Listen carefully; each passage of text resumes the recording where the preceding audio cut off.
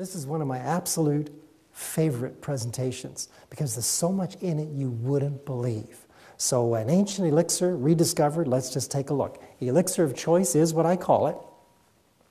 And I like to go through these because it reminds me of how much I need this particular liquid.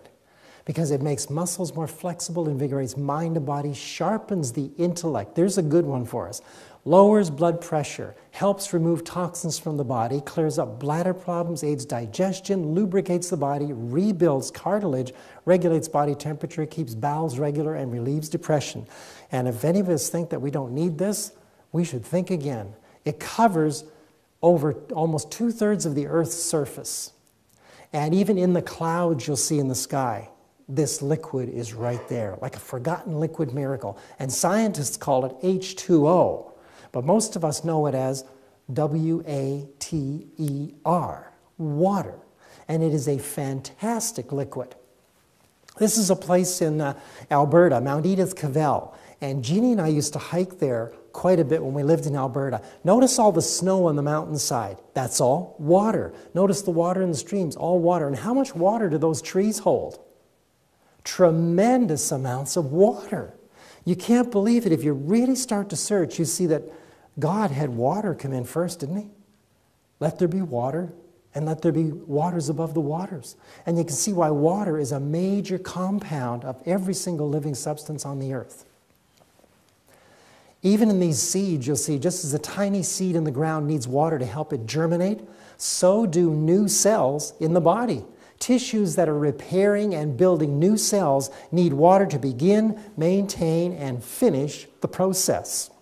So it's important all the way along in every single function of the human body. And as we look at something interesting, people always say to me, well, I kind of get enough liquid. You know, I have 1 or 2 cups of coffee every day. That counts, doesn't it? Well, actually, no. If you want to really think about it and look at it scientifically, if the body were to use the water contained in 1 cup of coffee, and it doesn't, but if it was, it would take as much as 2 cups of water to process the toxic ingredients out of the coffee before it could get to just the water content. And indeed, that's what the body does. It spends 2 cups of water to process the toxins of the coffee out of the system. So if anybody has a cup of coffee, they're automatically 2 cups short of this wonderful liquid that the body needs. Now, here's some interesting water facts that, first of all, the human body, approximately 70% water. That's quite a bit, isn't it? You never think of water when you're looking at hands and hair and things. You never think that that's mostly water, do you? Well, it is. Now, take a look at this. Whether it's female muscle or whether it's male muscle, it's approximately 75% water. And that's a lot to think about because if you're exercising a good amount, you're going to need more water with your exercise. And if you take a look at bones, even bones, though many people don't think about it in this light, bones are approximately 25% water. Now these are all according to statistics, standards set somewhere. Now we take a look at the blood. Blood is approximately 82% water. You never think of it like that though, do you? You think blood is blood. 82% water. Now take a look at that most marvelous of all instruments. Well, the one computer I talked about last night, the human brain, approximately 85% water. Isn't that beautiful? Water, 85% water. These stats were taken from Tammy Darling's article, Waterworks, Vibrant Life magazine, January 2001. I said to myself, where do we get these statistics? Because she got them from somewhere else. As I searched the statistics, guess where they get those measurements from? Looking at a little baby. You notice how supple babies are? Easily, move around and turn and lots of energy. But the truth of the matter is that these percentages are not the average percentages of the average human being. If they were, you wouldn't have as much depression as you see. You wouldn't have as much muscle aches as you see. You wouldn't have as much fibromyalgia and all kinds of things happening in the system if the system was as wet as these statistics say they are. But if you measure that perfect little baby, you're going to find some perfect little statistics. But we can't apply them to human beings. Doesn't come as easy. Now, if we take a look at the human organs, water in the system, every organ of the body only works properly if it receives enough water. Secondly, each organ will regulate its substance and production according to how much water is available for the task. And third, your brain sets the production standards for each organ according to how much water is available for the work. Let's put that in plain, simple language. And that is, your brain monitors all the water that's available for functioning your body in your body, and it allocates water to different areas where it feels it needs the water to be. So, well, not only feels the water where it feels the water needs to be, but where the water actually needs to be. So if there's not enough water to perform one function of the body, the brain will often take water from another area and go to the area that needs the water immediately. Water will be taken from the bowel and from the blood, for instance, to service the more vital areas of the body if there is not enough water to service all areas at the same time. And I'd like to reiterate that. That is, if there's not enough water to service all the areas at the same time. And so if you're water deficient, then your body can't function 100%. It has to diminish its functions so the brain can allocate water to the organs that need it the most. Now, this man's suffering from high blood pressure because of lack of water. But have you ever heard of the disease cetontolitosis? How many have heard of that? You haven't heard of that? Well, it's better known as constipation. And this fellow's having a really hard time, as you can see. He's been there a while. Things are just not functioning. Anybody ever had those kind of problems? Oh, yes. Very common. In fact, one of the most common things in North America, one of the most common over-the-counter drug medications are things for constipation. Many are living in violation of the laws of health, Ellen White states, and are ignorant of the relation their habits of eating, drinking, and working sustain to their health. They will not arouse to their true condition until nature protests against the abuses she is suffering by aches and pains in the system. This is scientifically verified these days too. If, even then, the sufferers would only commence the work right and would resort to the simple means they have neglected, that is, the use of water and proper diet, nature would have just the help she requires and which she ought to have had long before. If this course is pursued, the patient will generally recover without being debilitated. You see, water. Water is such an essential. Oftentimes, the feeling of hunger is misinterpreted. It's actually the body saying, I need water. Give me water. More H2O. Now, it's, if you have drafts of clear hot water taken before eating, that's half a quart more or less, 2 cups, will never do any harm, but will rather be productive of good because it gets the stomach ready to receive food. If there's enough water in the stomach about 20 minutes before a meal and you're thinking about that meal, your pancreas will produce bicarbonate, which will be placed into the stomach, and this will neutralize acids the stomach is producing, preventing things like ulcers, stomach pains during digestion. Isn't that interesting?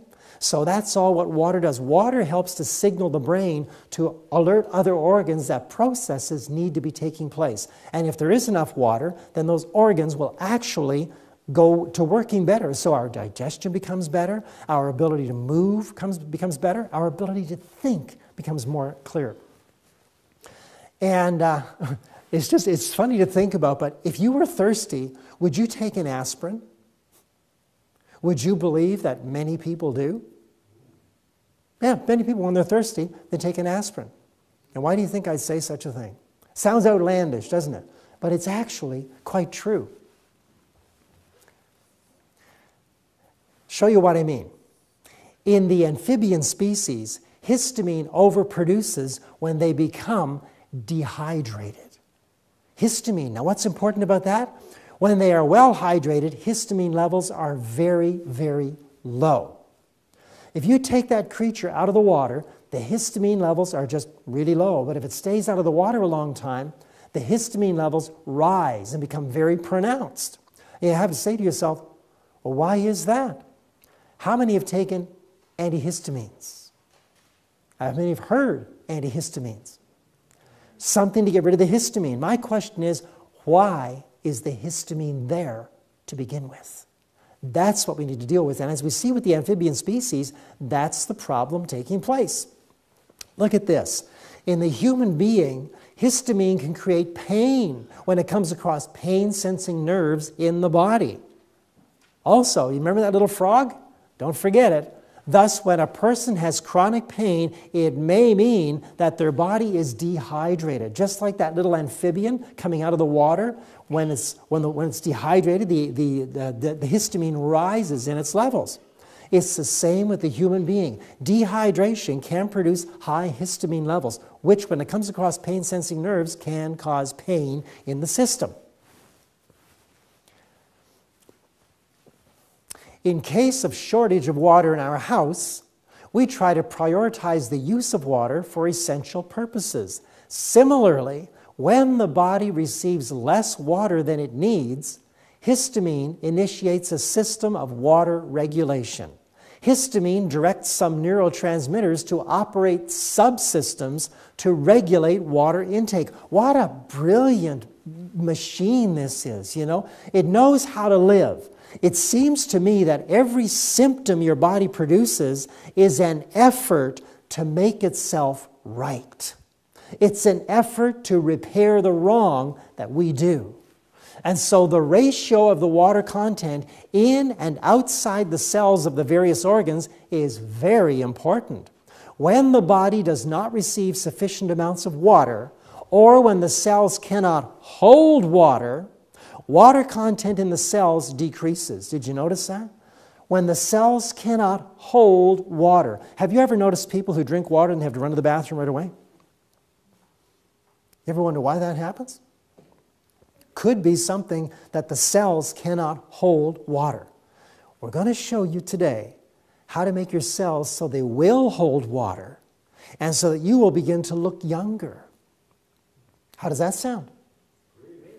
Are you glad you came? Everybody'd like to look younger.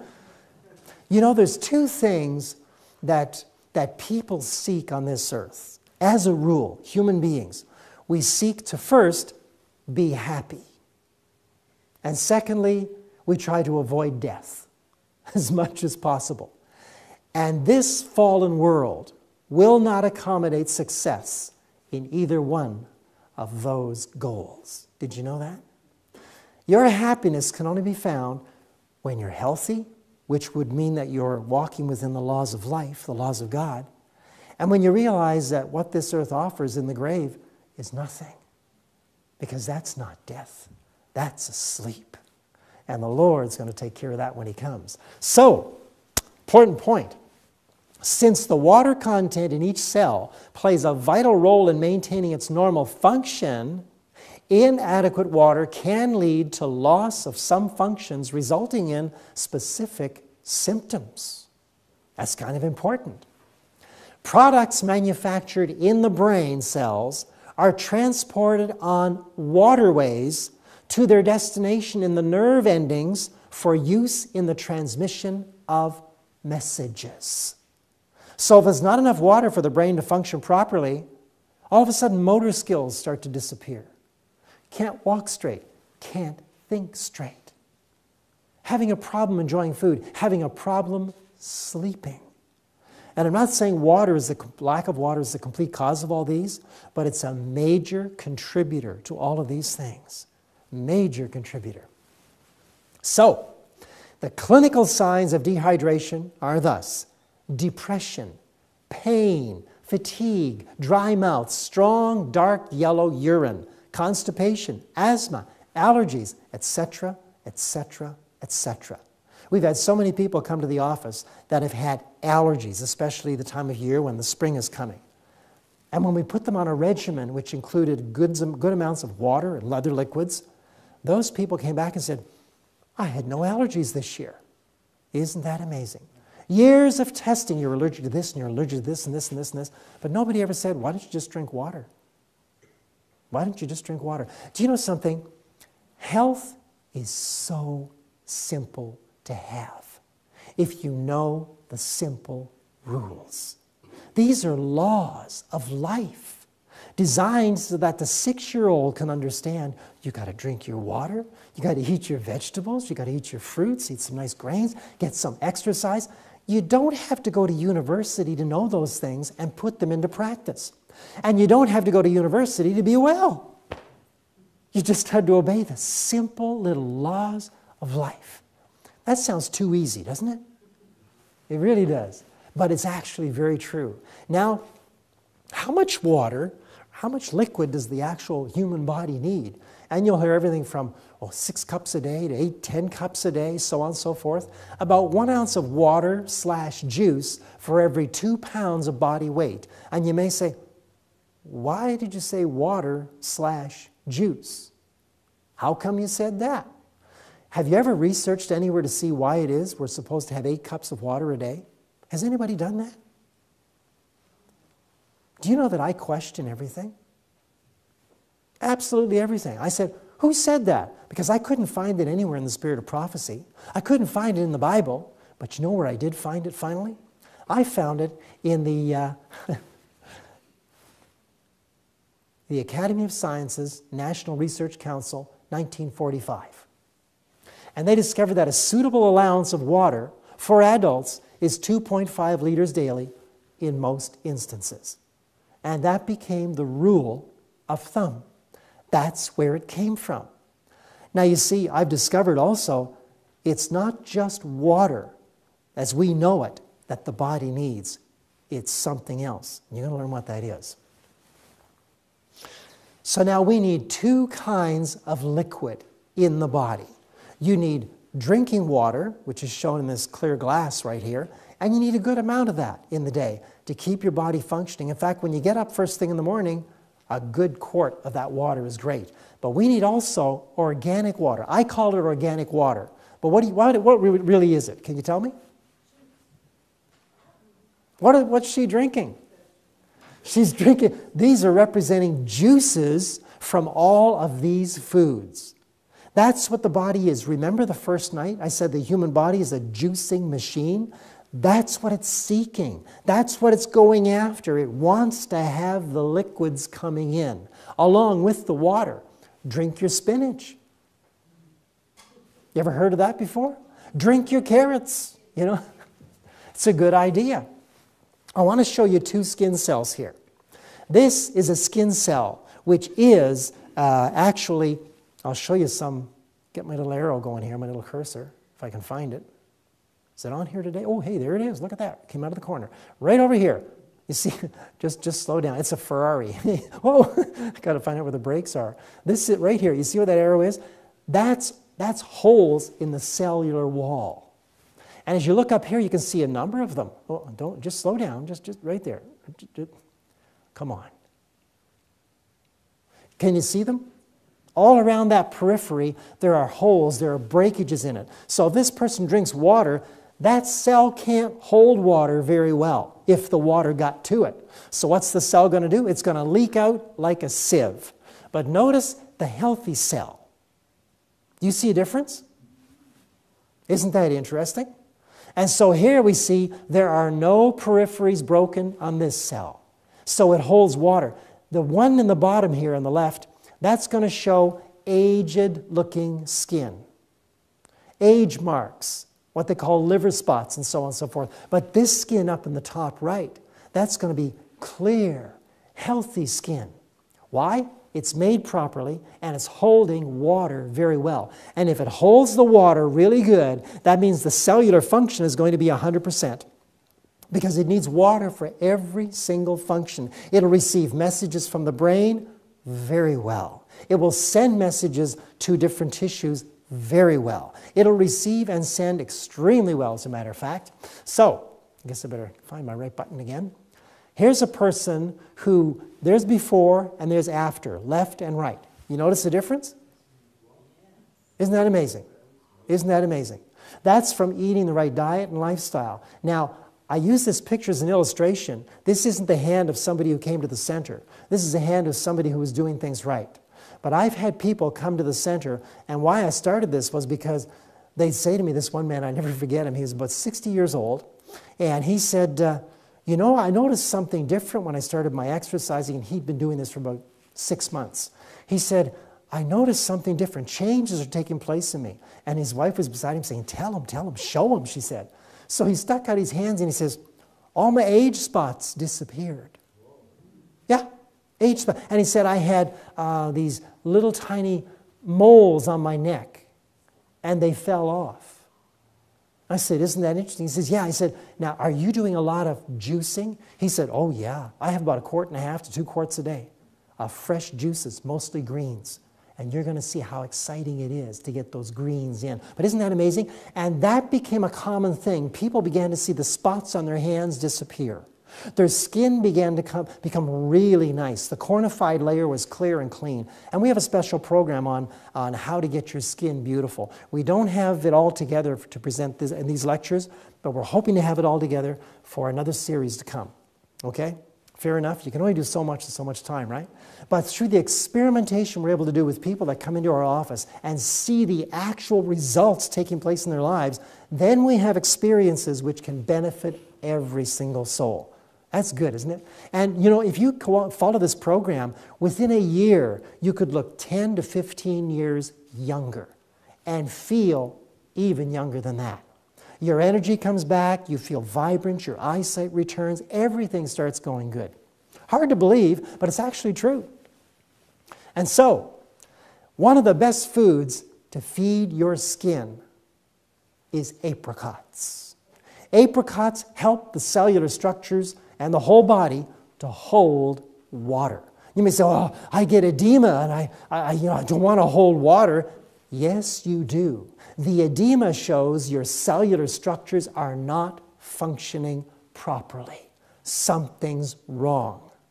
Something that really helps to get rid of the swelling of edema is not to take a diuretic of any kind, but if you ate bananas and raisins, just for a couple of days, that's your food, bananas and raisins. When it's breakfast, bananas and raisins. When it's lunch, bananas and raisins. When it's supper, bananas and raisins. It may sound like I'm treating you like idiots, but I'll tell you what.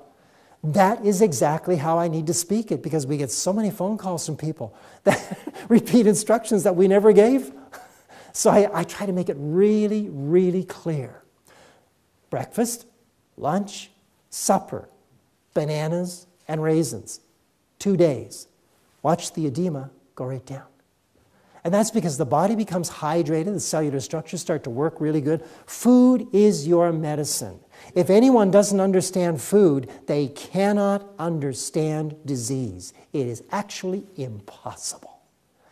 Boy, there's so much I could share with you. Now, Jeannie talked about organic things. You notice these apricots, these dried ones in the front?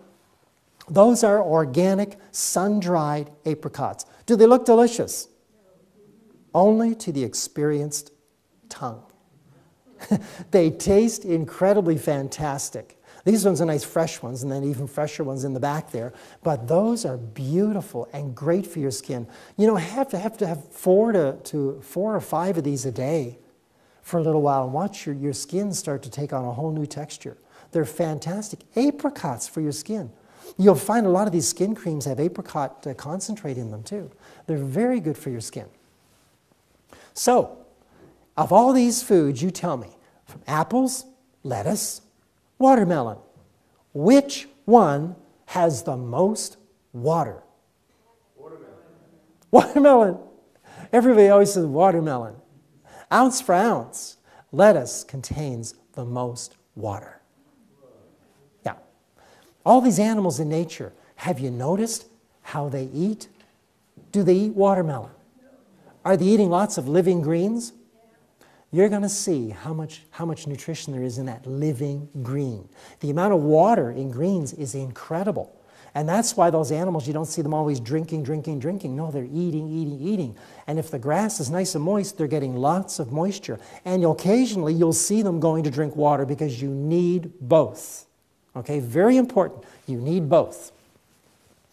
So now I'm going to go to the work of Dr. Emil Burgee. He was a Swiss scientist back in the 1930s.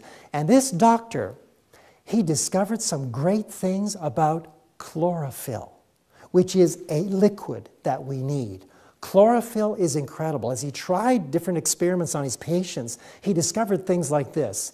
It was helpful in improving various anemic conditions, improving the action of the heart, reducing abnormally high blood pressure, and improving one's overall health.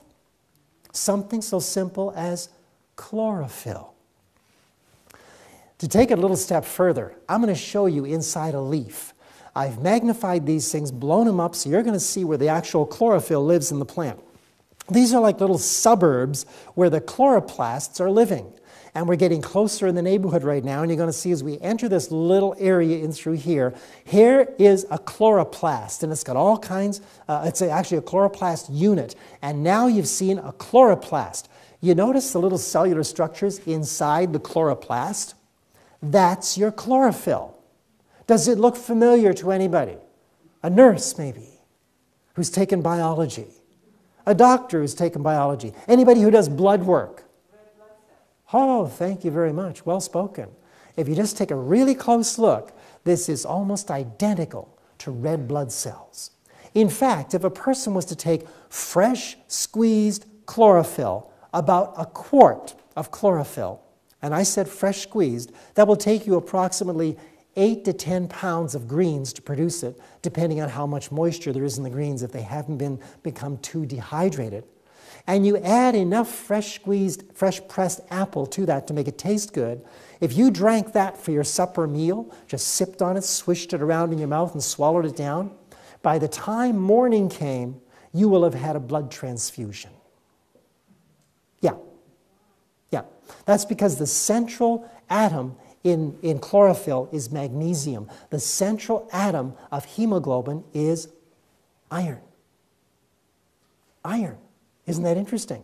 So the body turns this into actual blood, the chlorophyll, changed into blood. A person wouldn't need a blood transfusion if they just try that. I suggested to hospitals, doctors, what's it going to do, kill somebody? No, but just try it and see what their blood's like in the morning if you don't believe me. Just try it. Dr. Bernard Jensen in the 1950s did a really fantastic experiment. He took rats in his laboratory, and we have where this information is if anybody wants to get a hold of it. But I studied this, what he found. He took the rats, drained their blood, and filled them with chlorophyll. I think he put about 90% of the blood out and filled them with chlorophyll. Guess what happened to the rats? They didn't turn green, but they lived. Isn't that interesting? You know, it's fascinating. How many greens do we get in a day? How much green? If you notice in the beginning, God said, and I've given you every herb-bearing seed which is upon the face of all the earth, and every tree in the which is the fruit of a tree yielding seed. To you it shall be for meat. I'm suggesting we need more greens. Lots of greens. They call this the blue planet, but that's a big mistake. If you walk outside here, what color do you see the most of? Green. What does that tell you? A loving creator says, children, I made you to have greens. And when you see the structures of the chlorophyll, that's incredible. So the darker green a plant is, the more chlorophyll it has. Does that make sense to you? The more chlorophyll, the more sunlight it receives, the more chlorophyll it's going to have. So this pale mamby-pamby lettuce you see in the grocery store, that hasn't got anything in it. Mind you, the iceberg lettuce does have silicon, and silicon is good for the skin. So you can have some of that. Just mix it in with your kale or dark romaine, things like that. Beautiful things. Dark green baby spinach. Beautiful plants, and you'll get lots and lots of moisture. Just some interesting little things. Also, the chlorophyll molecule bears a striking resemblance to hemoglobin, the red pigment in human blood. The red blood pigment is a web of carbon, hydrogen, oxygen, and nitrogen atoms grouped around a single atom of iron. Chlorophyll is a similar web of the same atoms, except that its centerpiece is a single atom of magnesium. So that's, I reiterated the topic again, the subject matter for you. Now, some of Dr. Bernard Jensen's discoveries were these. And by the way, Dr. Bernard Jensen studied under Dr. John Harvey Kellogg. Isn't that amazing how many things go back to the old Adventist message? I just love it. It builds a high blood count. You can see why I'm saying a transfusion takes place. Look at all these things. It provides iron to the organs, counteracts toxins eaten, improves anemic conditions, cleans and deodorizes bowel tissues, helps purify the liver, feeds iron to the heart, feeds iron to the heart. Exciting stuff. Regulates menstruation, aids hemophilia conditions, improves blood sugar problems. Aids, that means like anybody who's diabetic, try it. You'll like it. It works. It aids hemophilia conditions, improves blood sugar levels, aids in asthma improvement because it takes mucus out of the lungs. Usually, in most cases of asthma, it's a water deficiency. And the mucus that's there is there because the body's trying to keep the cellular structures in the lungs moist. And so mucus develops and the person can't breathe as much. But I tell you what, not breathing with the mucus in your lungs is better than having the lungs dry out. Okay? So that's what it really helps with. So it also increases the iron content in mother's milk, improves mother's milk production, and there's more. Helps sores heal faster, eliminates body odors, resists bacteria in wounds. You can put it on a wound. Imagine that. Cleans tooth and gum structure in pyorrhea. Improves nasal drip, eliminates bad breath, relieves sore throat, benefits inflamed tonsils, soothes ulcer tissues, soothes painful hemorrhoids and piles, aids mucus discharges. Anybody has post-nasal drip or any of that? Lots of chlorophyll. Benefits, okay, it revitalizes revitalizes vascular system in the legs, improves varicose veins. Remember what I shared with you on the exercise? It improves, it helps the body to rebuild these structures. It reduces pain caused by inflammation. And there's lots more. It's almost that snake oil salesman's favorite thing. Got some chlorophyll? Get it here. And it's available just about everywhere, chlorophyll. So, organic minerals versus inorganic minerals. In the chlorophyll, it's organic minerals when you fresh press it. If you heat it, what's going to happen to the enzymes? They die, and you get what's called inorganic. So I wanted to share this with you. There are two types of minerals, organic and inorganic. Human physiology has a biological affinity for organic minerals. That means they're living. Most organic minerals for our body functions come from dietary plant foods. A growing plant converts the inorganic minerals from the soils to a useful organic mineral. When an organic mineral from a plant food enters the stomach, it must attach itself to a specific protein molecule, it's called chelation, in order to be absorbed. Then it gains access to the tissue sites where it is needed. Once a plant mineral is divested within the body, it is utilized as a coenzyme for composing body fluids, forming blood and bone cells, and the maintaining of healthy nerve transmission. Kind of exciting stuff, isn't it? So simple. Where do you get your minerals from? Food, living food. Nice chlorophyll. Without a healthy organic mineral balance inside and outside the cells of muscle, blood, and bone substructures, the body will begin to spasm, twitch, and cramp. Anybody experienced any of those things? Now you know why. Something wrong. Eventually deteriorating to a full rigor complex or complete failure, or both. Dr. William Meisner, PhD. I've appreciated his research because it shows a lot about what's going on in the human body. The average human body processes about 40,000 cups of liquid every day through the most efficient recycling system in the world, and only needs to replace about 8 to 10 cups of that liquid. That's amazing, isn't it? Did you ever think about that's how much fluid is going through your kidneys, your body's processing things throughout the day? It is an enormously complicated system, but yet requires just simple little looking after in order for your body to benefit and be a great benefit to you. So, does it matter what type of water I drink? I can't tell you how many times we get that question. Does it matter what type of water I drink? Well, we'll take a look at some things here. What is the best water for drinking? I consider distilled water the best water for drinking. But doesn't distilled water leach minerals from your body? Has anybody ever heard that before? Well, it's true, and it's untrue at the same time, because it's an incomplete statement. Yes, the distilled water will not leach minerals, but will carry minerals from the body. If you examine the urine of a person who's drinking a lot of distilled water, you'll notice that they may find mineral content in the urine. But if you check this mineral content, you'll find the minerals are inorganic. The body was trying to get rid of them. I'll give you an example. People have come to us who've been drinking well water, and they have aches in their joints, arthritic type of conditions. When we get them off the well water, off the mineral water, and onto distilled water, guess what disappears? The pains. The pains go. Guess what comes out in the urine? All the inorganic minerals which were being deposited in and around the joints. That's kind of amazing, isn't it? And when they go back on the well water or back on the mineral water, guess what returns? The aches and pains. So it is absolutely incredibly good. Am I saying it's the only kind of water we can drink? No, not at all. But I consider it the best for the human body. I'm going to show you why I do that. This is from Dr. Muehling, 1994. Pure water works now. It's time for action.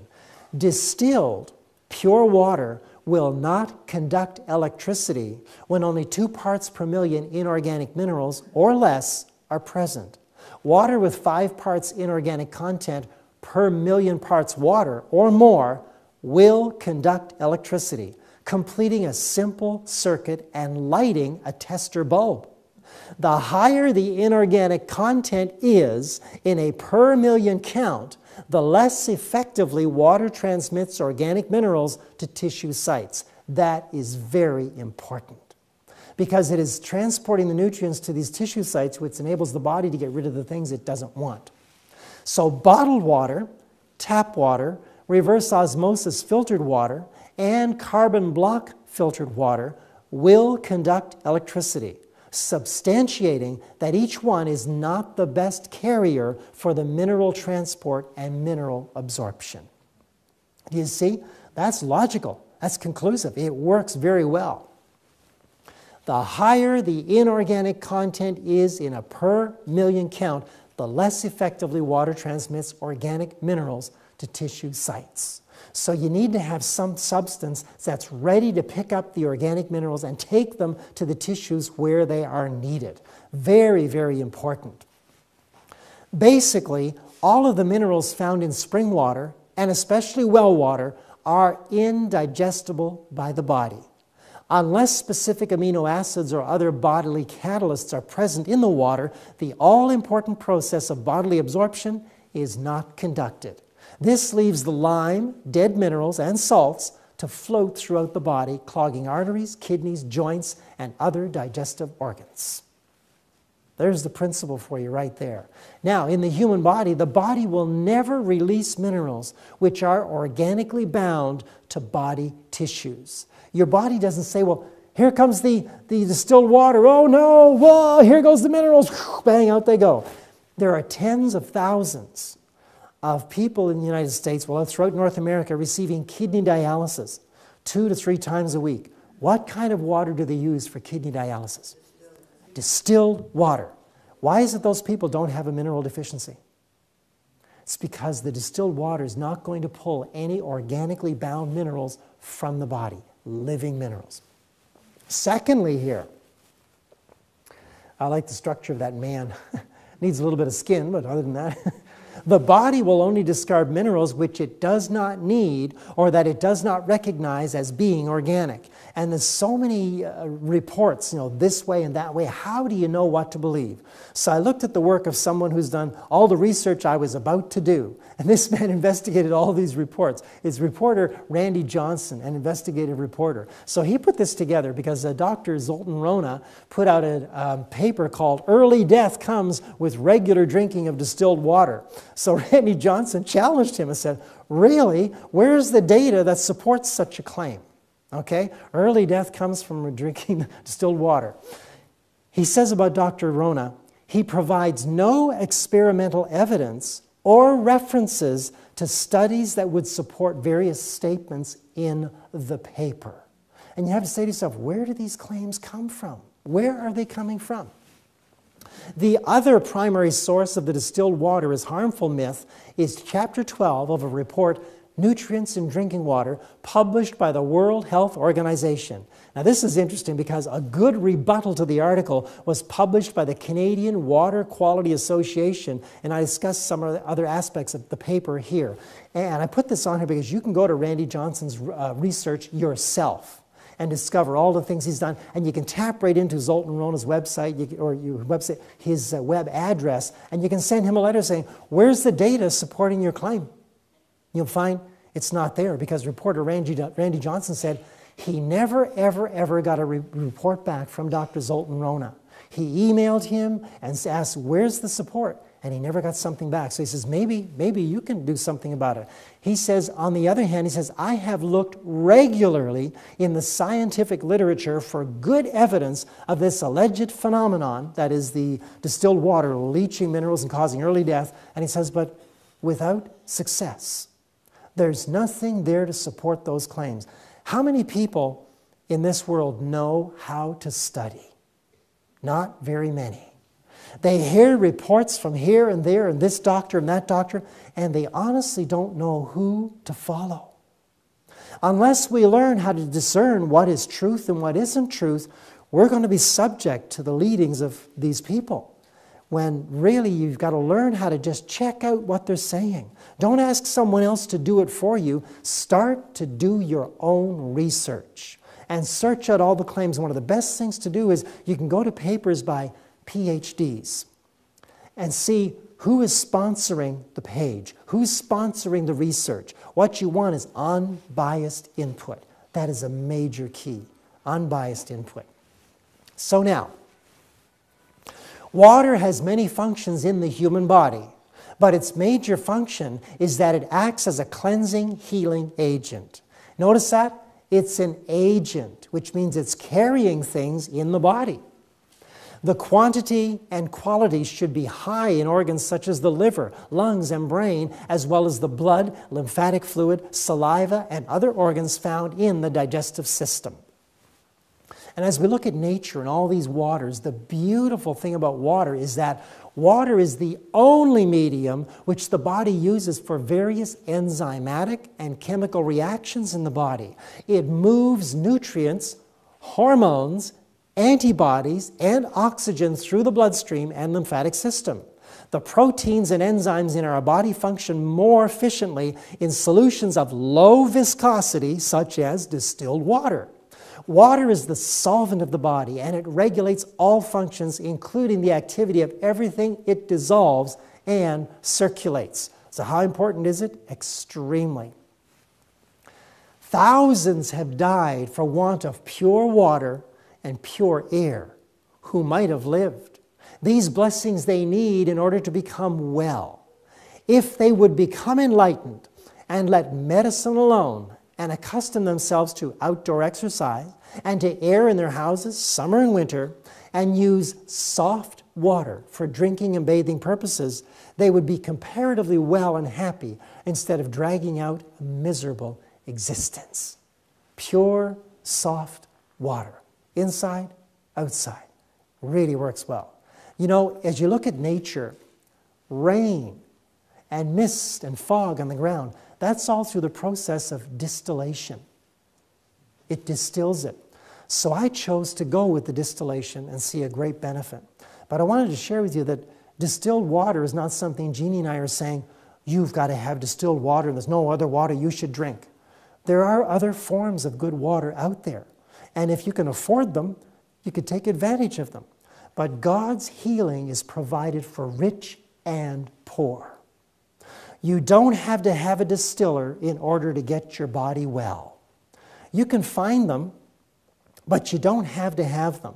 If you couldn't afford a distiller, you could still just drink the water you could, eat the right foods that you need, get exercise, get sunshine, fresh air, and it will take you longer to get well, but you can get there. Does that make sense to you? Okay, so healing is always within the reach of rich and poor, always. And believe you me, we need that. Indulging in eating too frequently and in too large quantities overtaxes the digestive organs and produces a feverish state of the system, and then diseases of various kinds occur.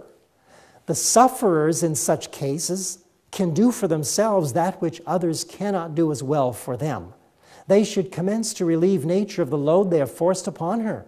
They should remove the cause, fast a short time, and give the stomach a chance for rest.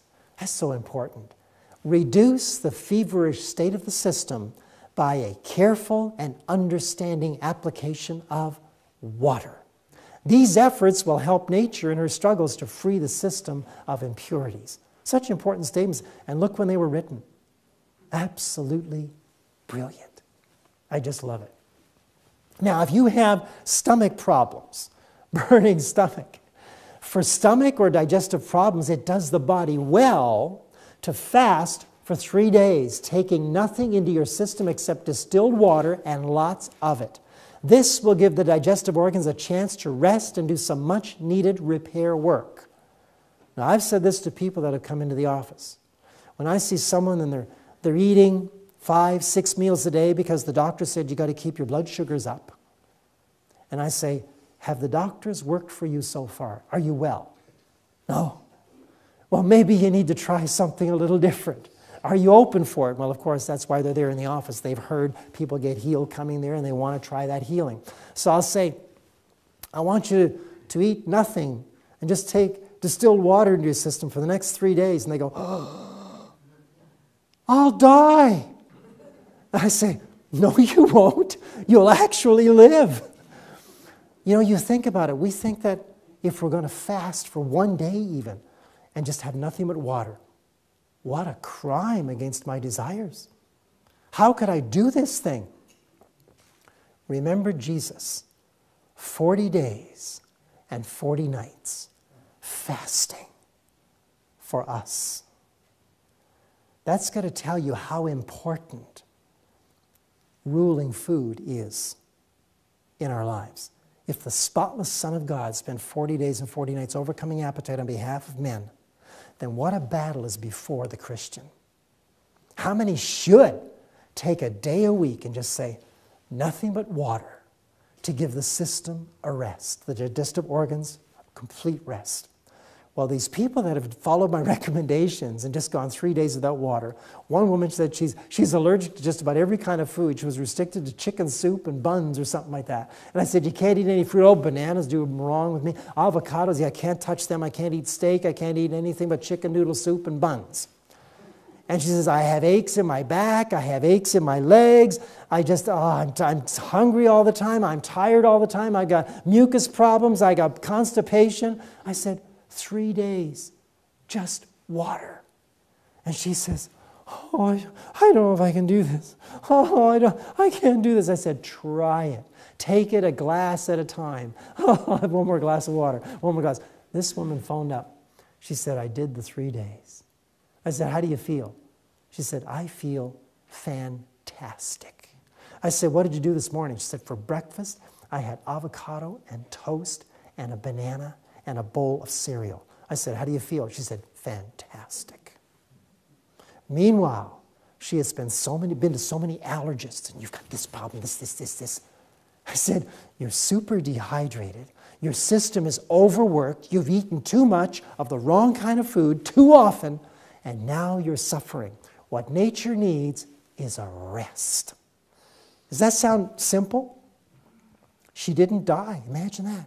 All the pains in her back disappeared. The pains in her knees disappeared. Her constipation disappeared. Imagine that. Just like, it is so simple. Wow. Now here's a statement. We get a lot of people that phone in and ask, what can I do? What can I do? Well, Jeannie talked with this one young woman. And this woman, she had been to many doctors. She said, I want to thank you both. Years and decades with doctors, and no one could give me reasons for my migraines. Lots of prescriptions and no relief. I was having 4 clinically diagnosed migraines per week. After talking to you, Jeannie, I barely get migraines anymore. Something so simple. And all the doctors, specialists, and hospitals couldn't figure it out. Thank you for giving me my life back. My children have a mother again. You know what Jeannie told her? Water. Water. So simple. So simple.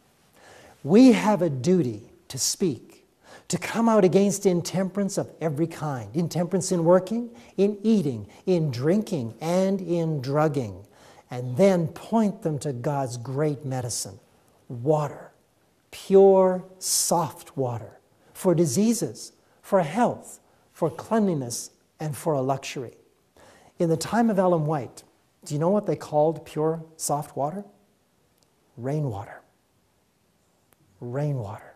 Isn't that interesting? They didn't have distillers, but nature was doing the distilling. And this rainwater that would run down, and they put it in a barrel, this was called soft water. And it's beautiful. And so I base my choices on seeing what God did in nature. And I say, must be the best. The Maker made it. And he says, here, child, drink. This is what you need. And the astounding results Jeannie and I have seen with people are truly amazing by doing something so simple as add water. Thank you.